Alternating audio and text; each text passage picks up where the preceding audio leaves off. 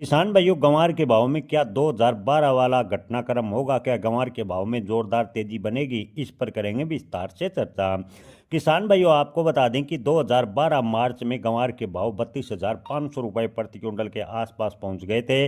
लेकिन उसके बाद गंवार के भाव यानी 2012 के बाद गंवार के भाव में इतनी तेजी नहीं बनी। हालांकि 2021 में गंवार के भाव 12,000 रुपये के आसपास आए थे, लेकिन गंवार के आधे रेट भी 2012 के मुकाबले में अभी तक इन 14 सालों में देखने को नहीं मिले।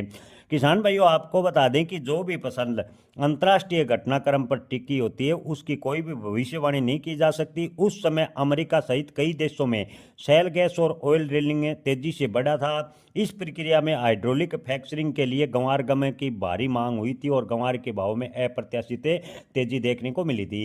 हालांकि उस समय के बाद गंवार गम का विकल्प कई देशों ने तलाश लिया और गंवार गम की इतनी डिमांड नहीं बनी। जैसे ही गंवार गम की अप्रत्याशित या तेजी बनती है तो गंवार गम का विकल्प उपयोग में किया जाने लगा और गंवार के भाव धरातल पर ही बने रहे। गंवार के भाव में कोई बड़ी तेजी देखने को नहीं मिली। हालांकि किसान भाई 2026 की बात करें तो 2026 में गंवार के भाव में तेजी की पूरी संभावना है।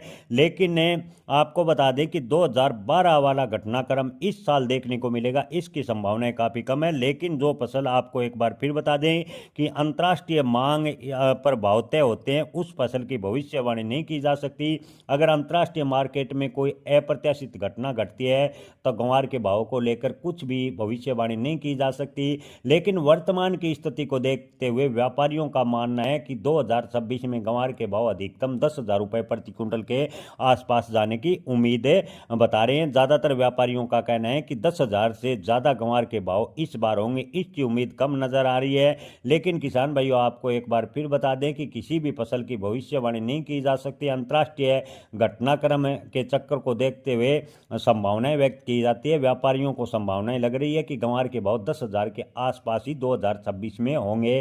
किसान भाइयों, आप इस पर क्या विचार रखते हैं? अपने विचार कमेंट में जरूर बताएं। जय किसान।